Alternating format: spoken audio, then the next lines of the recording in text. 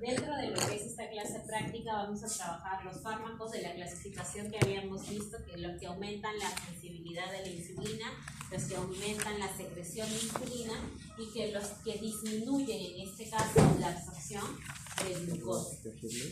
Adicionalmente a estas tres clasificaciones conocemos a los epidemiológicos, que acá específicamente vamos a tratar aquí qué fármacos me generan bastante hipoglicemia y por lo cual yo tengo que tener una adecuada medición del mismo para emplearlo, las famosas insulinas, ¿no? Entonces aquí en esta área sí vamos a hablar de ello. Entonces, ¿qué es lo que vamos a trabajar? Los que son los mecanismos de acción, la aplicación de casos clínicos, porque estos pacientes con diabetes son los que ustedes van a ver, van a evaluar propiamente. Efectos adversos y contraindicaciones, porque sabemos que hay pacientes con múltiples patologías y también la interacción de las mismas, de tener al paciente una condición de base y adquirida, y cómo monitoreamos nosotros a nuestros usuarios con patologías, en este caso crónicas, como esta enfermedad. Entonces, acá nosotros iniciamos con un caso en el cual nos dice Juan, es un hombre de 58 años, con el diagnóstico de diabetes mellitus, ¿ya? Tipo 2. Tiene antecedentes de hipertensión y obesidad y actualmente presenta dificultades en relación a lo que es su glucosa. Entonces, ¿qué puntos tengo que tener en cuenta? Que es una diabetes no controlada, porque nos refiere que hay valores de glucosa alterados. Segundo, que es un paciente con comorbilidades, porque parte de su diabetes tiene hipertensión y tiene también obesidad. Entonces, yo además de trabajar diabetes y controlarlo, ¿qué más tengo que trabajar? Esas comorbilidades y ver qué medicamento adicional, en este caso a un antihiperglicemiante, lo voy a emplear. Segundo, ver el tema del rango de edad, ¿no? De eso, ¿por qué me sirve evaluar la edad? ¿Por qué es importante que yo sea una diabética de 33 años o una diabética de 58 o una diabética de 80? En relación a mis parámetros de ser estricta con mi control y monitoreo de glucosa. Dependiendo de la edad, yo tengo que evaluar qué tan estricta voy a ser y qué tanto monitoreo voy a realizar. ¿Cuál era mi monitoreo para diabetes? ¿Qué exámenes yo debería de pedir de control para monitorear?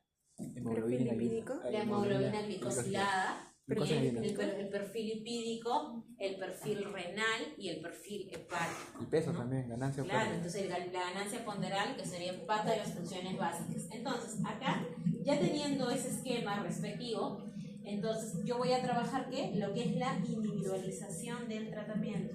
Quiero pensar que es agua. Perdón, oye. ¿Aló? Buenos días. Sí, licenciada. ¿Qué es acá? Dígame. Material, la gente. Nada que... Hola, Piero, ¿qué tal? ¿Cómo estás? Señor Hola, de los Pierre, ¿qué tal? ¿Cómo Milagros, estás? Nicolás, ¿Qué haces acá? dos enfermeros, una en cada uno, y ya hicieron el relevo correspondiente para que las compañeras que fueron puedan tomar como No hagas eso que te vas a caer. entre comillas, ¿no? Una pausa y todos han Nadie te entrado salva, acá a todos somos relevar. estudiantes. No sabemos primeros auxilios nadie. ¿Quieren entrar? La verdad, no, porque yo recién estoy llevando. Estoy llevando a Ya. Pues sí, es que le estoy poniendo. Virgen del Carmen. Pero Dayo. primero Ya. medicina tradicional sí yo. Pausa. Ya. Entonces, disculpen la interrupción, continuamos. Entonces, ya teniendo esos criterios nosotros, ¿para qué nos sirve? Para individualizar el tratamiento, porque eso es lo que nosotros, como se dice, tenemos que ver antes de iniciar un fármaco, porque habíamos visto que dentro del fármaco para diabetes teníamos un amplio abanico, ¿no? Entonces, voy a individualizar terapia teniendo en cuenta su riesgo, en este caso cardiovascular, y su obesidad. Y acá que cataloga como para uso, me cataloga los SGLT2. Los SGLT2 justamente eran de uso beneficioso en pacientes que tenían un cuadro cardíaco. Este es un cuadro cardíaco, pero entre comillas, controlado, no hay complicaciones, por decirlo de esta forma. No estamos hablando de un ICC, solamente de una hipertensión, pero con un riesgo futuro, sí. ¿Por qué con un riesgo futuro? Porque es un paciente obeso, edad y diabetes. Ya ahí me sumó, como se dice, edad. Entonces, yo no solamente voy a pensar en ese momento en metformina, sino tengo que pensar en algo más allá de metformina si es que no controla sus valores de glucosa. ¿Ya? Entonces, ¿qué otra medida tendría que trabajar? El tema del peso, ¿no? ¿Qué otro factor tengo que trabajar? ¿La diabetes la voy a curar? No. ¿La hipertensión? Tampoco. ¿La edad se la voy a variar? Menos. ¿Dónde puedo trabajar? Es en lo que es la obesidad. Yo controlo el rango de peso, voy a controlar de igual manera sus parámetros en relación a ambas enfermedades crónicas. Ahora, segundo caso.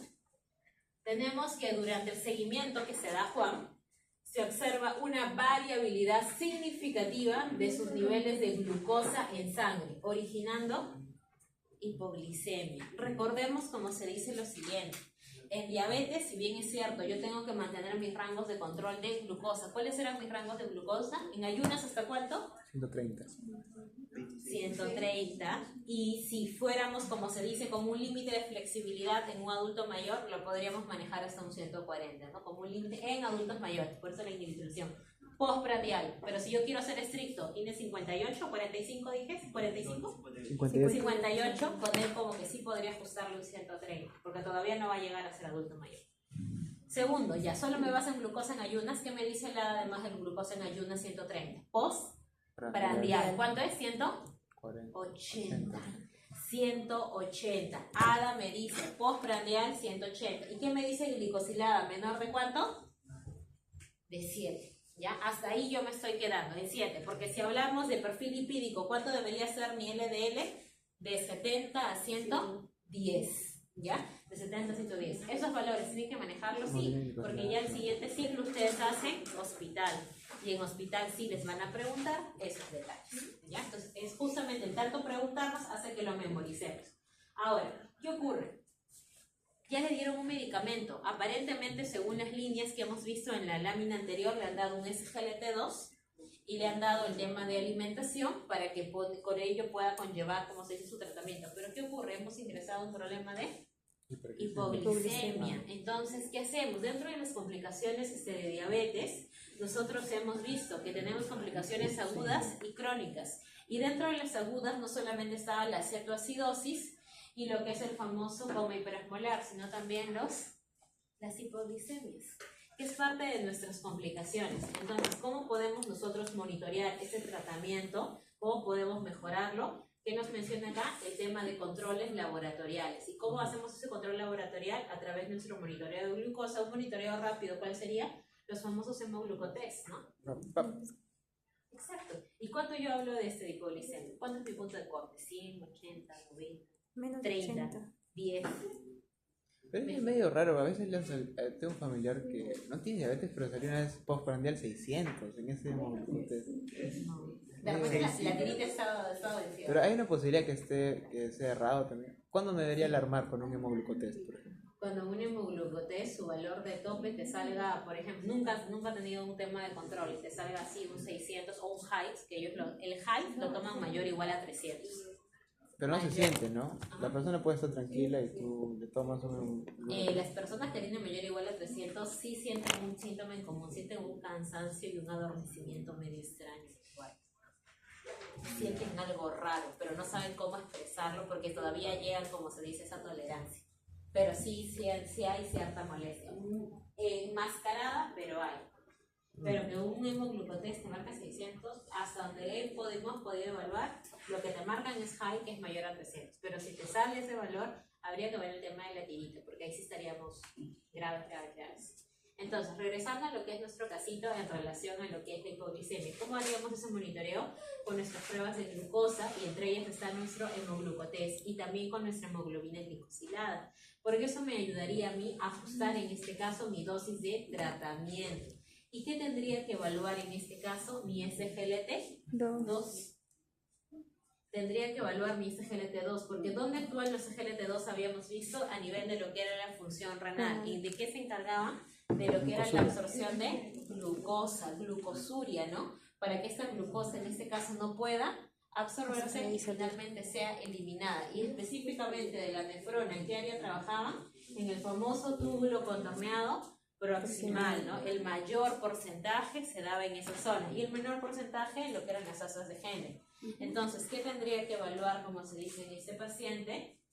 Uno, el SGLT2, su perfil de seguridad, y otro parámetro, nuestro perfil renal. ¿Por qué los pacientes con diálisis no tengo que ser tan estricto en el control de glucosa y tienen diabetes? Por la filtración. Por el problema exactamente renal. ¿Cuál es esa enzima natural que nosotros tenemos? Las insulinas. Las insulinasas, exacto. Entonces en los pacientes, como se dice, con falla renal propiamente, podemos nosotros correr este riesgo. Por eso, ¿qué es lo que me está evaluando? ¿Qué es lo que me dice que pida como monitoreo? La función renal. Exactamente, ver si mi función renal está conservada o no. Doctora, ¿y cuál es el tope de hipoglicemia? No había dicho Ah, la ya, el cantidad. punto de corte 70. 70. Menor igual a 70. Hablamos nosotros, menor igual a 70 de hipoglicemia sintomáticas. Hipoglicemia sintomáticas. Ya, seguimos con este casito. ¿Qué nos dice? A pesar del tratamiento, a pesar que estaba con SLGT2, se le hizo el monitoreo para evitar esas hipoglicemias, nos dicen que desarrolló una neuropatía diabética y reporta dolor en las enfermedades inferiores. Es decir, me hizo una complicación microvascular a nivel, como se dice, periférico. Y dentro de lo que son los fármacos para manejos de dolor neuropático, porque como hemos mencionado, la diabetes no viene sola, puede venir acompañada. ¿Cuáles serían los fármacos que podríamos emplear? Y los vimos cuando hicimos, en este caso, fármacos en relación a sistema nervioso central, específicamente cuando trabajamos en límbico. Cuando vimos el grupo de otros anticonvulsivantes, trabajamos con valproato, carbamazepina y la gabapentina. La gabapentina, ¿ya? Entonces, si tenemos nosotros un usuario con diabetes, pero complicado, con una neuropatía propiamente diabética, y hay un dolor tipo ardor, un dolor tipo urete, tipo quebazón, tipo electricidad, la patología más frecuente neuropática es la que tienen en guante y en calcetín. ¿Ya? La de guante y calcetín, y cuando ustedes hagan semiología y rota de pabellones de medicina, van a escuchar cómo se dice ese término. Entonces, ¿cómo lo manejamos con estos usuarios? Con estos fármacos, que son la gabapentina o la pregabalina. Así como este SGLT2 le voy a dar diario, la gabapentina y la pregabalina también son medicamentos de uso diario. ¿Por qué? Porque la neuropatía diabética, al ser un daño microvascular, no es reversible. ¿Ya? No es reversible, es irreversible. Muy bien. Entonces, ahí yo lo que tengo, como se dice, que evaluar. Que así se siente cuando está en el baño, algo así. Sí. Así su tenia está bailando.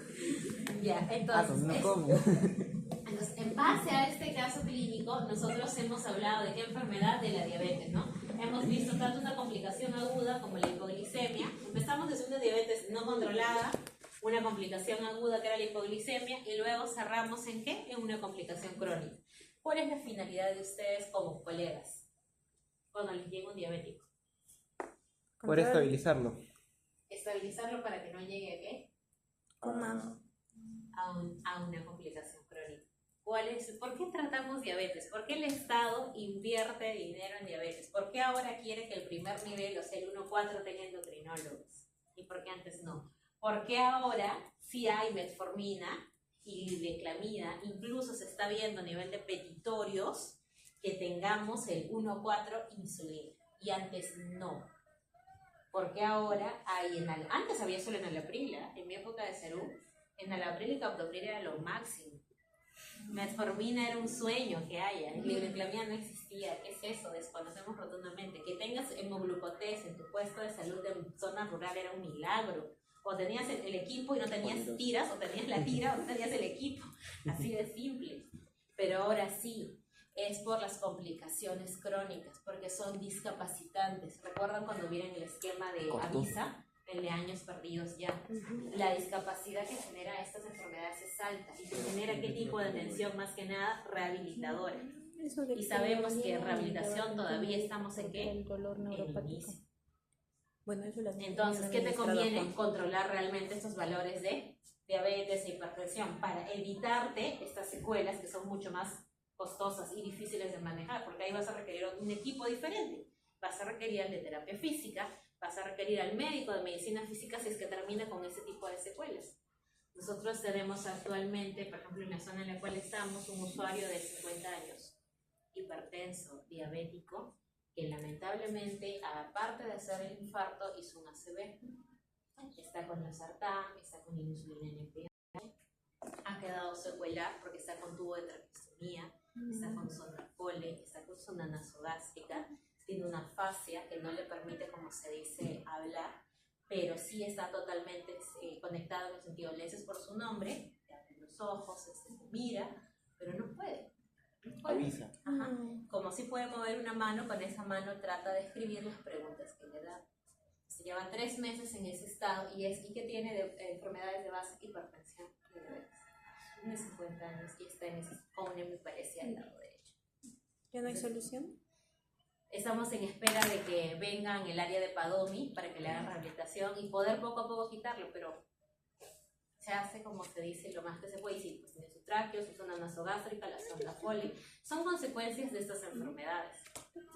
Entonces y actualmente él viene por un tema de igual, ¿no? También tiene un componente depresivo porque no podrá hablar cuando llora, porque su cerebro sí está activo, solo que por su afasia no puede expresar, no puede hablar.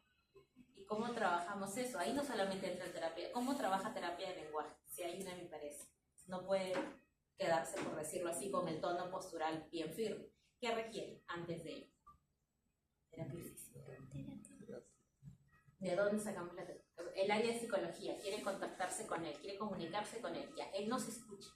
¿Y cómo hacemos para que le emita mensajes? Continuamente va a tener que usarlo. Como Stephen Hawking. Ahí son pacientes, como se dice, que el manejo es de varias áreas. Entonces, ¿qué es lo que se tuvo que haber evitado? Llegar a ello, ¿no? ¿Y cómo? Controlando. Ese es un panorama. El otro panorama creo que es la insuficiencia renal, ¿no? Por ejemplo, cuando tuve la oportunidad de ir a una clínica que hace estas diálisis, la historia de los pacientes es bien deprimente, que empieza con... O sea, son pacientes que viven del día a día y que un día de diálisis, un día que no tengan diálisis es un día que probablemente mueran, ¿no? Pero eso es también, o sea, que relacionado a los fármacos, ¿cuál es el panorama peor si es que la persona siguiera la línea de tratamiento normal, ¿no? Que tiene que ver metformina, de repente un renoprotector como el ECA y así? ¿Qué es lo que se podría complicar a nivel renal cuando hablamos del uso de fármacos en forma crónica en pacientes con diabetes mellitus tipo 2? En los pacientes con diabetes mellitus tipo 2, justamente para no llegar a lo que es una complicación renal microvascular, yo lo que necesito es llegar a mis valores objetivos, a ese 140 en ayuno necesito. A eso me refiero desde el punto de vista control de diabetes, porque ahí mi riñón me puede fallar por 2 cosas, una por la enfermedad, por no controlarlo, y otra que es la iatrogénica. Por el medicamento. Exacto. ¿Y cómo se podría dar la de los medicamentos? Por eso es que cuando iniciamos el tema vimos uno de los ítems, y siempre en fármaco cuando hablamos de lo que es su seguridad lo mencionamos, el monitoreo, colegas. Los fármacos de uso crónico se monitorizan. Yo no le puedo dar metformina 5 años y en 5 años nunca haberle pedido una evaluación tan simple de perfil renal, que es una creatinina y una prueba de proteínas en orina, que es el cociente microalbuminúrico. Porque ahí la responsabilidad no es tanto ya del usuario, sino también del tema del profesional que hace la intervención. Entonces ahí es donde vemos el tema de llegar a falla renal, ya no solo por la enfermedad, sino por el uso o interacciones farmacológicas que podamos dar al no haber medido el tema de un control. Y no solamente el tema de un control, porque ahí entra el tema de monitoreo, sino ahí viene un segundo punto. El conocer algo tan simple que es lo que estamos desarrollando en clase, ¿no? Que es la farmacología en relación a su farmacocinética y su farmacodinamia de estos medicamentos. Porque ahí viene la parte de interacciones farmacológicas. Entonces, si yo no sé, o en este caso, o me olvidé, o desconozco que si puedo usar 2 o 3 fármacos me puedan conllevar a este problema, como se dice, renal, no voy a, pedirle el monitoreo, y como que tampoco tengo ese recuerdo, o no he revisado bien esa área, voy a continuar lo que hacemos a veces erróneamente, ¿no? Si el colega anterior lo colocó, yo también lo continúo colocando. Y a veces no verifico. Hasta ahora seguimos viendo 2024 recetas en las cuales hay paracetamol horario e ibuprofeno horario. Y no debería haber, o sea, o bien te quedas con el paracetamol o bien te quedas con el ibuprofeno. No vamos a dar paracetamol de 500 miligramos cada 8 por 3 días. E ibuprofeno, ¿no? De 400 miligramos cada 8 por 3 días. Entonces, ¿cuál es el motivo por el cual estás dando los 2 tipos de aires? Claro que uno actúan de diferentes mecanismos, porque el paracetamol es débil en relación antiinflamatoria, pero sí como antipirético. Pero ¿por qué usas los 2 si es que tiene una gripe? Hasta incluso en recetas simples como gripe vemos eso menos. Entonces la idea es romper el esquema. ¿Y cómo rompemos el esquema? Con la información, ¿no? Y a veces es bueno, como se dice, hacer esas revisiones. Incluso el tema de la farmacocinética, y cuando hemos visto, ¿no? Porque algunos fármacos se toman con alimentos y otros sin alimentos, porque hemos visto que interfieren en su proceso de absorción y eso limita el tema de que haga efecto. Un ejemplo de ello es el fenfibrosilo. El fenfibrosilo te ayuda muy bien como con los fibratos, como los triglicéridos, pero ¿cuál es su criterio de acción? Que tiene que tomarse en ayunas, es decir, si bien es cierto lo tomas en la noche, pero se toma en este caso anterior a lo que es la cena, no lo podemos tomar concomitantemente con el alimento, porque si lo tomas concomitantemente con el alimento te reduce el tema de su efecto. Nos ha pasado usuarios como los fenfibrosilos y sus triglicéridos se mantenían iguales y la pregunta es cómo lo tomaban. Entonces ahí vemos que hay fármacos que de simple farmacocinética podemos generar variaciones, ¿ya? Entonces, viendo esta introducción, ahí vemos cómo podemos cuidar el riñón de ese usuario. 1, conociendo qué fármaco le damos, y 2, llegando a sus valores ADA. Por eso es que esa guía es una guía internacional y por eso es que esa guía todos los años hay actualizaciones, porque siempre hay algo nuevo que quieren, como se dice, agregar. Mientras mejor lo controles, menor riesgo tienes. Ahora, ¿qué te habla esta diapositiva? Esta diapositiva netamente te habla de las diferentes presentaciones que tenemos de la diabetes. Tenemos la diabetes 1, que es la clásica, que ya la conocemos, de edad temprana, infancia, juventud, en la cual hay una destrucción de lo que son las células beta del páncreas, factor inmunológico, y la diabetes tipo 2, aquella que se produce propiamente por alimentación, ¿no? El páncreas simplemente generó tanta insulina, se sobrecargó tanto que al final queda debilitado, queda insuficiente, ¿no? ¿Quién lo antecede? La famosa resistencia a la insulina. Y otro término más, las otras especificaciones o los otros tipos de diabetes. Aquí tenemos nuestra famosa diabetes, en este caso gestacional, tenemos la diabetes MODIS 1, MODIS 2, que hacen referencia a que hay variaciones. Aquí hablamos tanto a nivel genético como a nivel de procesos que se van a dar por disfunciones en las células beta. Son procesos más específicos y diferenciados. De igual manera, en pacientes que tengan patologías en relación a lo que es el páncreas, ¿no? Si el páncreas, por ejemplo, está fallando por una disfunción exocrina, va a haber una repercusión en la función endocrina del mismo, ¿ya? Y ahora, viendo esas variaciones que nosotros tenemos, estas variaciones son infrecuentes, son raras. Son aquellas propiamente diabetes que se van a aparecer de maneras tardías o no tienen una condición normal o habitual. Pero para yo poder identificarlo, ¿qué es lo que necesito primero hablar? Necesito hablar de los criterios diagnósticos, que ustedes ya lo han visto, ¿no? Los criterios diagnósticos de diabetes. Una hemoglobina glucosa, por ejemplo, el azar, mayor o igual a 200, más sintomatología clínica de la enfermedad, que era la poliuria, la polifagia y la polidipsia. De igual manera, nosotros hablábamos de glucosas, en este caso, en ayunas, mayor o igual a ¿cuánto? A 126. O una glucosa postprandial. Por ejemplo, mi paciente no me sacó 126, me sacó 115. Entonces yo quiero verificar si estoy ante una resistencia a la insulina o si estoy ante una diabetes. ¿Qué le pido? Una glucosa postprandial. Y la glucosa postprandial, después de esa sobrecarga de glucosa, 75 gramos, me debe de arrojar mayor o igual a 200. Y el otro punto de corte es la hemoglobina glicosilada.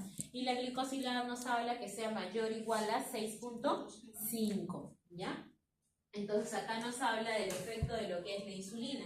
La insulina, si bien es cierto, se secreta por el páncreas, por estas células beta, esos islotes, va a tener efecto, como habíamos visto anteriormente, ¿no? En el tejido adiposo, a nivel de lo que era el hígado, y la musculatura esquelética, ¿no? Y aquí vemos cómo varía el tema de su función, cómo es en una diabetes, lo que es el efecto de la insulina, y cómo es en un paciente no diabético, ¿no? Su rendimiento es mucho mejor en un diabético a diferencia de un paciente diabético.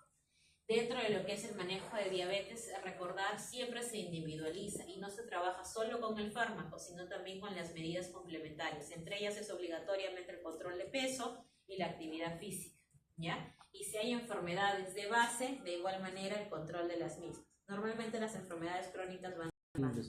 Acá de igual manera nosotros tenemos la regularización de la secreción de insulina. ¿Por quién? Por lo que son las células beta, ¿no? ¿Quiénes eran los fármacos que trabajaban a nivel de lo que eran las células beta? Teníamos a qué grupo, las famosas sulfonilureas como representante a lo que es la gliplenamida. ¿Quién más teníamos? A los GLP 1 a los GLP-1 y luego teníamos a los GLT-2. Exenatide, Muy bien. ¿no? No sé. Muy bien, muy bien. Ana- Y Ana para lo que eran los Rodríguez. reguladores de la señal de insulina, nosotros habíamos trabajado también a los famosos GLUT, ¿no? Los GLUT 1, 2, 3 y 4. Tenían que ver con el transporte de lo que es justamente este mediador en los diferentes tejidos del cuerpo. Creo que sí. Muy bien. Exenatide. Acá de igual Creo que estaba en manera ese vemos cuadro, nosotros la clasificación de pero medicamentos. Acá no iniciamos lo vimos. con las biguanidas, que es la metformina. ¿Y cuál era su función netamente? Mejorar la sensibilidad de insulina. ¿En qué tejidos? Hepáticos, musculoesqueléticos No y veo. adiposos. Y más que nada se centraba ¿a qué nivel? A nivel del hígado. Por eso su monitoreo de la metformina involucraba este perfil. Luego tenemos los inhibidores de la alfa-glucosidasa. Aquí también representante la arcarbosa para el manejo de lo que es la diabetes, en que se encargaba de reducir, ¿no?, el desglose de los carbohidratos en el tracto gastrointestinal. Y su función, por lo tanto, si va a actuar en el desdoblaje a nivel del tracto gastrointestinal de carbohidratos, por lo tanto, sus efectos adversos van a ser de que más que nada digestivos, ¿ya?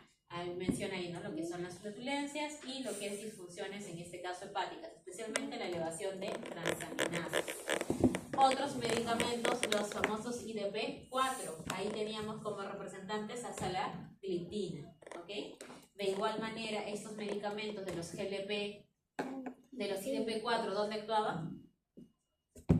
¿De qué se encargaban los famosos IDP-4?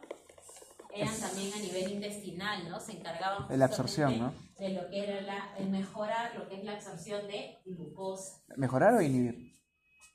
El cual, el El tema de la DDP4. DDP4. Los IDP-4 en este Inhibidores caso de- trabajaban a nivel de Absorción.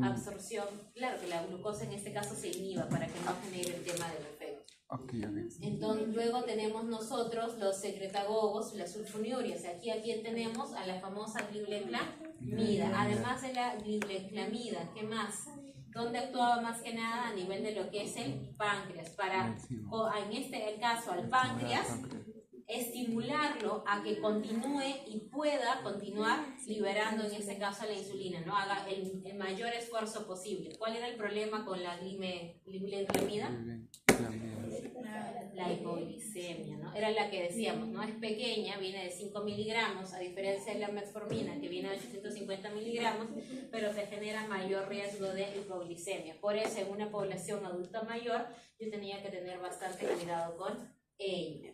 Y luego nosotros teníamos otro grupo de fármacos, que acá tenemos los inhibidores de las GLT2. Teníamos acá a la camnagliflozina y a la daptagliflozina, ¿ya? Acá de igual forma los GLT2, ¿dónde trabajaban?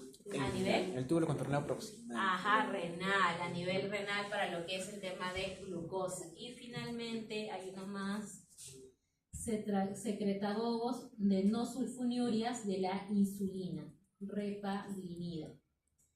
Ellos se encargan de aumentar la secreción de insulina. Entonces pertenece también al grupo de lo que son los que aumentan la estimulación de insulina. Riesgo de igual forma, todo aquel que trabaje a nivel de que se secrete más insulina va a tener efecto de qué tipo? Hipoglicemia. Teníamos otros grupos de fármacos, tenían que ver con la sensibilización de insulina, las tiazolonidonas, ¿ya? ¿Cuál era en este caso el efecto de las tiazolonidonas? Trabajaban de igual manera para mejorar la sensibilidad de lo que es la insulina en lo que son los tejidos, pero también había reacciones, en este caso, de efectos adversos. ¿Cuáles eran? ¿Qué recuerdas? Tiazolonidonas, vino en el examen. Obvio, DZD. No me validó el ZD. ¿Qué preguntó, doctora? La de las tiazolidonas, ¿cuál era su efecto adverso? La osteoporosis, la resorción ósea. La reabsorción ósea, osteoporosis, Responde, y no ¿tanto sería solamente estas? osteoporosis, Bueno, sino pues ¿quién responde. más? ¿Ahí sería? Además de la osteoporosis, ¿quién más? Hoy día no estudié. Cardíaco, ¿no? No podíamos, o sea, había que tener cuidado en los pacientes cardíacos porque Ay, generaba ¿cuál? el aumento de la El Cardiotónico. TZD. Ajá. También, o sea, no es cardiotónico. Cardiotónico. No sería, ¿no? Cardiotónico es bueno. Sí. Ya, tiene Ese efectos en anillo el te corazón. generaba un aumento de lo que era la presión arterial, por eso es que no estaba indicado en pacientes con cardiopatías de base. Luego teníamos a los GLP-1, ¿ya? A los GLP-1 que también son medicamentos usados para lo que es el manejo y te van a actuar ¿dónde? En la secreción de insulina. Y además de actuarte en la secreción de insulina, donde más se actuaban en lo que era la saciedad, ¿no es así? Te mejoraban la saciedad y te disminuía lo que era el apetito. Entonces, este medicamento caería perfecto, además del CGLT2, donde, en el caso clínico de Juan, ¿cuál es el problema de Juan? La obesidad. Entonces, si era obeso, diabético, hipertenso, además del SGLT2, otra alternativa, además de ello podríamos también ver el GLP-1, ¿ya? ¿Y qué más tenemos? Reduce el apetito también. El apetito. Fármacos que revierten la hipoglicemia. Ahí tenemos al glucagón, ¿no? Porque era el efecto en este caso opuesto a lo que era la insulina. Te mejoraba lo que era la glucosa. Y acá, bueno, acá hay otras hormonas más que se relacionan al páncreas. Recordemos que el páncreas teníamos glucagón porque células alfa, insulina porque células beta y la somatostatina. La profesora Laura. Luego tenemos nosotros, para poder cerrar, lo que es las famosas insulinas, ¿no? Los preparados en este caso de insulinas. Acá vemos nosotros desde la acción corta, que hablamos de lo que es el ASPA, la Lispro, que son acciones ultra rápidas, inicios en este caso de minutos, de 5 a 15 minutos, y sí van a tener un pico de mantenimiento. Aquellas que van a ser en este caso de acción, ¿dónde está la insulina? Acá dentro de acción corta te ha mezclado ambas, a la ultra rápida y la de acción corta. ¿Quién representa la acción corta? La insulina R o cristalina, que es la regular. Su tiempo era de 15 a 30 minutos de acción y también tenía un pico en relación a lo que era el efecto de 2 a 3 horas. No puede. Tanto la Lispro como la regular era aquella que podíamos utilizar en urgencias, y además en urgencias, ¿dónde más? En dosis cortas para tomarlo concomitante ¿con quién? Con los alimentos. Y en quienes empleamos terapia dual de insulina, es decir, una de acción larga y una de acción corta, ¿en quiénes? En pacientes con diabetes no controlada propiamente, ¿no? Que por más que ya hemos empleado el esquema oral, no estamos mirando valores estándares de control. Y ya no solamente le tengo que dar una dosis larga de NPH, sino también para con las comidas, porque cada comida va a ser de más de 180. Entonces, para que no te haga más de 180, como se dice, les das unas cuantas unidades en relación a desayuno y almuerzo, ¿no? Que son las comidas de mayor, entre menor a más consistencia. Por eso es que ahí te habla de las combinaciones de insulina. ¿Cómo es una combinación de insulina? Una de acción corta con una de acción larga. Dentro de las reacciones largas o prolongadas está lo que es la glargina y la DPH, que es la lechosa. La glargina y la DPH tienen un efecto de 2 horas. La diferencia es que la glargina te genera un efecto, en este caso, de meseta continua, mientras que el NPH sí te figura un tema de pico y de baja. Muy bien, y acá de igual forma tenemos las recomendaciones de la guía ADA. Acá lo que es la guía ADA en relación a cuánto debe ser la hemoglobina glicosilada, menor de 7. Pero ¿cuál es el comentario que te cataloga el tema de comorbilidad, ¿no? Individualiza si es adulto mayor. ¿Y cuál es otra categoría en la cual yo debería no ser tan exigente? Así que solo en adultos mayores. Y si el usuario tiene, así como Juan, 58 años y tiene IRC. Es IRC, insuficiencia renal crónica. Ajá, y tiene además de ello una insuficiencia cardíaca. A él también le tengo que pedir estrictamente que sea menos de 7. Creo que hablo de las insulinasas, ¿no? Que tiene que ver con el riñón. Quizás por ahí no sea tan exigente, que esté regulado al 100%. Exacto, entonces ahí la individualización del tratamiento no solamente va en relación a la edad, sino también va en relación a las enfermedades de comorbilidad que pueda presentar ese usuario, ¿ya? Doctora, cuando habla usted de la edad, que es un factor no modificable, se refiere a la parte del diagnóstico que varía, ¿no? Pero en base a tratamiento, por ejemplo, si yo tuviera un paciente que es joven, que tiene diabetes mellitus tipo 2 y tiene comorbilidades controladas, ¿variaría la elección del tratamiento de primera línea o seguiría el mismo metformina? Mejor dicho, la pregunta es, ¿la edad varía el tipo de abordaje en tratamiento que hago yo con un fármaco? Sí. ¿O tiene que ver solamente con el diagnóstico, como dice, con los valores? Ya, la edad me ayuda mucho para valorar el tema del tratamiento, porque la edad también, por ejemplo, cuando hemos hecho la clase de farmacocinética, la primera clase hablamos nosotros de grupos especiales en relación a la edad. Entre ellos estaban quienes, los adultos mayores. Porque la función renal en un adulto mayor, por el mismo envejecimiento, que es un proceso fisiológico normal del ser humano, va a variar. Por ejemplo, en un adulto mayor dudo mucho encontrar una filtración glomerular de 90. Probablemente con ello yo ya esté en un estadio 2, pero es por su edad. Entonces, si yo tengo un estadio 2 que es de 80 a 85, lo que yo tengo que hacer es conservar esa función y evaluar en este caso los Se toma el fármacos. basal, ¿no? El basal, se considera un basal, ¿no? Exacto, por eso yo tengo que evaluar en este caso qué fármacos le voy a dar para mantener ese basal. Porque recordar que la metformina tiene un punto de corte, que es la filtración glomerular 3A. Cuando llegamos a 3A deberíamos nosotros de variar, como se dice, ese medicamento.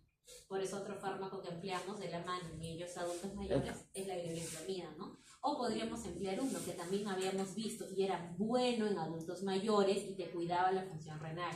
Y lo vimos en teoría, cuando yo dije, no solo metformina se trata como monoterapia, había un fármaco adicional. ¿Cuál era? DLP2, La DLP4. bitagliptina. La bitagliptina, que actualmente está entrando con fuerza a nivel comercial, ya entró en tanto Minsa como en Excelud. La bitagliptina, que también lo podemos usar como monoterapia. ¿El inhibidor del DLP4? Exacto, representante de los IDP4. Entonces, Entonces, ahí, por eso es que la edad nos es para nosotros importante, porque te ayuda con ello. Ahora, ¿qué otro valor nos habla? Y en esos pacientes adultos mayores y con comorbilidades, ¿cuánto debo de esperar? Que sea menor de 8. La glucosa en ayunas, 130, nuestro punto de corte. La postprandial, ya lo hemos mencionado, 180. La presión arterial debería de ser menor de 140, 90. Colesterol LDL, en este caso, de 70 hasta 110. Acá la guía nos pone 100. Colesterol HDL, que es el colesterol bueno, mayor de 40 en varones, mayor de 50 en mujeres. Triglicéridos, se entiende, menor de 150. El índice de masa debería ser normal, ¿ya? Es algo que siempre tenemos que trabajar con nuestros usuarios. La actividad física, de 30 minutos semanales. Está de más mencionar el tema del tabaco, no se debe de fumar, porque vamos a generar que, que ya no sabía si se graba. si yo soy diabética, hipertensa y decido fumar, ¿qué voy a hacer? ¿A qué es lo que voy a dañar? Endotelio. Voy a generar mayor disfunción endotelial y por eso Framingham te evalúa el uso o no de tabaco. ¿Ya? Entonces se entiende que está de más mencionar que no debes de fumar, ¿no? ¿Qué otro parámetro evaluamos? La albuminuria, que esta sea menor de 30, ¿ya? Menor de 30 y monitorear complicaciones. No, nada. Acá te pone algunos fármacos que te puedan generar hipoglicemia y hiperglicemia. Dentro de los fármacos que te generaban hiperglicemia, acá lo vemos. Acá están los diuréticos diacídicos, que fue pregunta de evaluación, con los antagonistas beta-adrenérgicos, ¿no? Con la pregunta 17. Los beta bloqueantes, con qué tipo de diurético no deben de mezclarse con los que sí, entonces tenemos el riesgo de hiperglicemia. ¿Qué otros más se pone acá? Además de ello, antipsicóticos, y te pone a los atípicos. Entonces, esas informaciones, acá ciertos los medicamentos que hemos trabajado en clase te los ponen. Riesgo de hiperglicemia. A tener en cuenta. Y dentro de los opiáceos también te cataloga fentanilo, morfina, ¿ya? Fenitoína también está, glucocorticoides, ¿ya? Y aquellos que te generan de igual forma hipoglicemia, están los inhibidores de la enzima convertidora de angiotensina, los IECAS, los salicilatos, el etanol. Fotericina me suena. A ver, veamos ahora los casos. Su esposo le está llamando. Tenemos anamnesis. En el caso de desarrollo número. El paciente Juan Pérez, de 56 años, es otro Juan, acude a su control de diabetes tipo 2 diagnosticada hace 10 años. Actualmente cursa con fatiga crónica, poliuria, polidipsia, ¿ya? Refiere episodios de visión borrosa, pérdida de peso no intencionada de 5 kilos en los últimos 3 meses y su control glucémico ha sido subóptimo, o sea, no ha llegado al valor objetivo. Ha tenido dificultades para la adherencia de dieta y tratamiento. debido a su estilo de vida laboral y largos periodos de inactividad y comidas irregulares. ¿Eso qué quiere decir? Que prácticamente la vida le está conllevando a no controlar su diabetes y por lo tanto, ¿qué síntomas presenta? Cansancio, presenta la baja de peso, ¿ya? Y tiene una diabetes hace 10 años. Antecedentes personales: diabetes tipo 2 hace 10 años, en manejo con metformina, hipertensión con losartán, dislipidemia tratada con atorvastatina y es obeso, está en 30.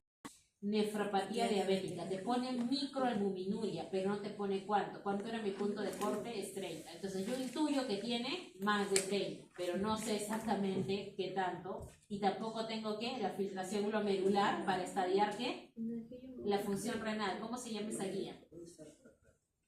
CADIGO, ¿ya? La guía que... Ahí dice, creatinina más de 70. Ya, perfecto, ahí ya lo complementó. Objetivos. Entonces, al examen físico, presión arterial 145/85, ¿cumple el criterio ADA? No, porque debería estar menos de 140/90. 78 de cardíaca, 16 de respiratoria, 36 de temperatura, pesa 95, 1,78 y MC 30 grados 1. Cardiovascular, ritmo regular, no soplos, no ruidos. Bien, o sea, es una hipertensión aparentemente sin complicaciones. Solo hipertensión, hasta el momento.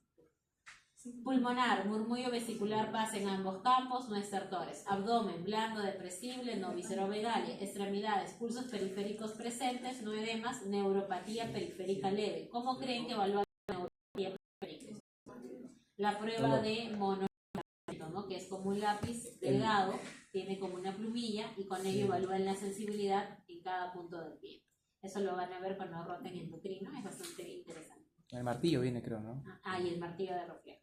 Entonces, y algunos ya no lo traen, esa parte, pero es una estuche pequeña. Una hojita. Es como una plumilla delgadita. Y ese dolor es como... ¿Qué se refiere? ¿Va a haber dolor o no va a haber dolor? Sensibilidad. Ya, una fina, ¿no? Tacto fino, como dicen, ¿no? Exacto, sensibilidad. ¿No es suficiente? Algunos te dicen que sí, está conservado, porque en sí nuestro sistema nervioso nos inerva todo y nosotros deberíamos sentir hasta lo más mínimo. Pero ¿qué ocurre en estos pacientes cuando tienen ya su diabetes muy avanzada? No siento. No. Y es ahí donde viene tu segunda parte, que es lo que acabas de mencionar, los martillos de reflejos, que tú lo desenroscas y tiene como una agujita finita. Esa es diferente. Esa no es eso. Yo pensé que era eso. Esa ya es diferente. Y la neuropatía diabética que usted mencionaba, el dolor en miembros inferiores, es un dolor, no es un dolor que responde al tacto fino, como... No, es un dolor que ellos reportan. No siento como electricidad en las manos, en los pies. Siento un adormecimiento constante. Por eso lo catalogan como un dolor recurrente.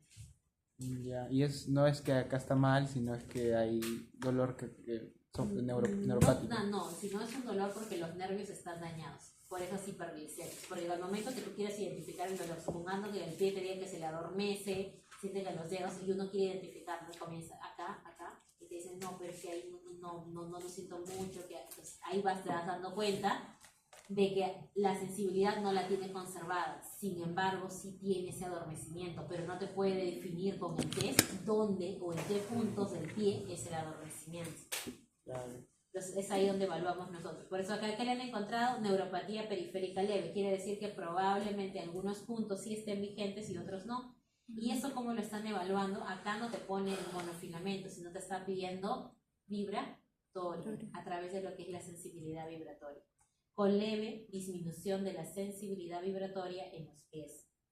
Fondo de ojo, signos de retinopatía diabética, ¿ya? No proliferativa leve. Entonces el paciente por sus 10 largos años de no control está teniendo consecuencias. Glucosa en ayunas, 175. ¿Qué me dice el ADA? ¿Control o no? No, porque habíamos hablado de cuánto era 130, está con 175. Hemoglobina glicosilada, 9.2. Lo normal es menos de 7, no controlado. Creatinina sérica, filtración en 55, lo que acabas de mencionar. A él sí le podemos sacar CADIGO. Microalbuminuria en 75 y 55. ¿Está en estadio renal 1? No. ¿Está en estadio renal 2? Tampoco. Está tal vez en un 3. Ahora, ¿en un 3 cuál? ¿A o B? En un A. Los 3B son a partir de 45 en adelante. Entonces está con un 3A. Entonces, ¿debería de continuarle la metformina? Lo recomendable sería moverle la metformina. Y además siento porque no está como logrando haciendo objetivo eso, pero es que terapéutico, de ¿o verdad. me equivoco? ¿Y por qué no está logrando? Porque tanto tampoco no tiempo- está tiempo variando su para hacer alimentación. eso. Entonces tengo que Y darle más pararlo fuerte, ¿no? bonito. Para contrarrestar ello. Ya me está dando Porque cuenta. trabajar estilos de No, vida no es más tampoco complicado. hubiese salido bonito, LDL en pero- 110, si está normal, HDL en 38 debe de mejorar porque lo normal es que tenga de 40 para arriba, triglicéridos en 180 de igual forma, está mal. Ay, ve, supongo. Electrolitos dentro del valor ¿Mandas normal la captura? y elevación leve de las transaminasas 45 y 50, ¿ya? Lo que es la TGO, la TGP, y acá tiene la denominación de ALT y AST. Entonces, con más razón, ¿se queda con la metformina? No, No. porque habíamos visto que también había un problema con la metformina en elevación de transaminasas. También puede dañar por la rhabdomiólisis, ¿no? Bueno. Por la rhabdomiólisis, por mioglobina que se va hacia los riñones Ya. y ¿Quién genera genera la metformina. No. Es menor, pero sí puede producirte como parte de los que te producen más ese tipo de rhabdomiólisis son las estatinas. En el caso de la Las metformina, estatinas, no, me ajá, equivoqué. sí, las estatinas. ¿Le golpeo? No. Responde. Entonces, por eso es que las estatinas se dan de noche, para que el usuario no sienta esas contracturas y molestas. Ah, bueno. Mi abuelita bueno. toma. Entonces ahí vienen las preguntas, ¿no? ¿Cuáles son los principales factores que contribuyen al mal control del paciente? 4-8. Fácil, el estilo de vida. ¿Ya? ¿Cuáles son los factores que contribuyen a que el paciente no mejore? Él mismo, propiamente, ¿no? Porque él no se da no hace actividad física y sigue comiendo irregular. Él es su mismo enemigo, es Sí. él. Ajá, por eso estamos con dos complicaciones. Ya. ¿Por qué se decidió ajustar la Sí, dosis eso. de metformina en el paciente? Por el daño renal. Renal y también hepático, ¿no? Es mínimo, pero hay. ¿Qué ventajas ofrece la empagliflozina en el manejo de pacientes con diabetes tipo 2 y nefropatía incipiente? Es un 3A y primero que nada, ¿a qué grupo farmacológico pertenece la Hasta que te jodan, empagliflozina? güey. ¿Es SGLT2 o me equivoco? No me distraigas, Kate. No es. Como dije, hasta que Creo que sí. ¿Sí? ¿Es SGLT2 o me equivoco? está. Ahora va a poner ese Instagram. Hay otro. ¿Sí? ¿Cómo se llama esto? Mi amigo es mi enemigo, es mi amigo, pero. Ah, sí pertenece. Pues Entonces, estaría bien respóndeme. Sí. ¿Dónde está mi esposo? teniendo en Oye, cuenta que mira, mira la mi falla en esposo. este momento es incipiente, es de inicio, Ponerle a mi esposa. Bueno, mira. es hipertenso. Bebecito, estoy aquí. ¿Le podríamos cambiar por ese GLT2, la Voy a tirar a la metformina? gente. ¿Sería válido? Sería Y fue válido. el Diego y la Está bien. Ferce. ¿Cuál es el propósito de añadir? ¿Ya? Acá la ventaja que ofrece es uno, la ventaja cardíaca y la ventaja renal. ¿Ya? Son dos, cardíaca y renal, porque nuestro amigo es hipertenso y es obeso y está no controlado. Corremos riesgos que nos haga en algún momento una falla cardíaca. ¿Cuál es el propósito de añadir liraglutide al régimen de tratamiento? Liraglutide, ¿a dónde pertenece? ¿Qué grupo es? Liraglutide. Ese es el GLP-1. Liraglutide. ¿Qué es el liraglutide? Uno. ¿El qué? GLP-1 Yo lo puse dice. pensando eso. Ajá, Análogo del Pero sí, por eso me hiciste buscar. Me hiciste buscarlo en las Él estudió conscientemente, doctora. Es que lo hice de acuerdo al esquema que estaba en la PPT y dije, si no es Él creyó la PPT. SGLT2 es GLP1. Y eso también te lo ponía en la guía ADA cuando les mostré el extracto GLT1 o los criado hoy GLT1. día. Ajá. Muy bien, ¿y cuál sería el propósito de añadirle eso? La Igual, obesidad. conservar su función renal. Por eso la guía ADA te los pone como alternativas. Y no solamente la función renal, ¿qué queremos? Llegar a valores objetivos en diabetes. ¿Por qué es importante aumentar la dosis de estatina? Para bajar la cantidad de LDL. Bueno, en primer lugar, ¿este paciente estaba con estatina? Sí, algo así. Sí, ¿Ah, sí? atorvastatina. Ah, sí. Ay, no me acuerdo. Ya, si está con una estatina y es hipertenso y es diabético, ¿qué nos dicen los criterios ATP4? ¿A qué grupo poblacional pertenece? Al grupo poblacional 3, ¿no? Al paciente con diabetes. ¿Y qué tipo de estatina debe de llegar? De alta intensidad. De alta intensidad, exactamente. Entonces la atorvastatina debería de ser de 40. Vamos. diferencia en la solamente. Diferencia en la porque porque la moderada en este caso es de 20 miligramos. Entonces, Y 80, otro 100. punto que te varía es el tema de la edad, ¿no? Los menores de 75 años tienen más probabilidad, que es la edad alta, para conservar y evitar riesgos. Y en este caso, los mayores de 75 ya le das moderada. Nada de comoderada, como se Solo manejo gurús donde se les da 80 miligramos, ¿verdad, doctora? ¿Cuál? La atorvastatina. Luego, atorvastatina por consulta externa lo damos hasta 40, de 20 hasta 40 miligramos. 80 no empleamos. Ahora, ¿qué aspecto del estilo de vida del paciente es esta fase? Igual que la primera, debe de mejorar el mismo, ¿no? Sí, muy bien. Porque si no, por más que le des liraglutide, por más que le cambies a empaglifosina, por más que le des atorvastatina en 40, igualito. ¿Qué parámetros deben ser monitoreados en la siguiente consulta? Perfil hepático, perfil renal y ¿qué más? Perfil lipídico y lo más importante, Glucosa. glucosa. ¿Cómo se hace? Exacto, O sea, todos los- glucosa. Estamos hablando de Todos los exámenes que se antihiperglicemiantes. Pero hubieran respondido, De ¿no? casualidad se les ocurrió la glucosa medir. Doctora, ¿le puedo dar un golpe? ¿Qué parámetros? Ya está. ¿Qué complicaciones micromasculares están presentes? Creo que ya lo hemos visto. Lamentablemente la retinopatía y lo que es la neuropatía. Entonces, si yo quiero que eso se quede y no siga avanzando, tengo que enseñarle a él que tenga conciencia y sea partícipe. ¿Ya? Muy bien, entonces hemos resuelto ese caso y en base a ello tenemos dos casitos. Aló, buenos días. Tiene diabetes tipo 2 con insuficiencia renal crónica, está en 35, o sea, ella ya no está en un 3A, probablemente esté en un 3B o en un 4, ¿ya? Y neuropatía diabética. María ha estado recibiendo metformina 500 miligramos 2 veces al día y gliuleclamida 5 miligramos diarios. Durante la última semana, María ha presentado episodios de hipoglicemia. Creo que entendemos por qué, ¿no? 1, por el medicamento y 2, por el tema de la insuficiencia renal, que presenta menos de 50, es decir, totalmente sintomático, ¿ya? Y en ocasiones, especialmente en ayunas. Pregunta. ¿Cómo debería ajustarse esta terapia hipoglicemiante en esta paciente con insuficiencia renal crónica avanzada para evitar hipoglicemias recurrentes?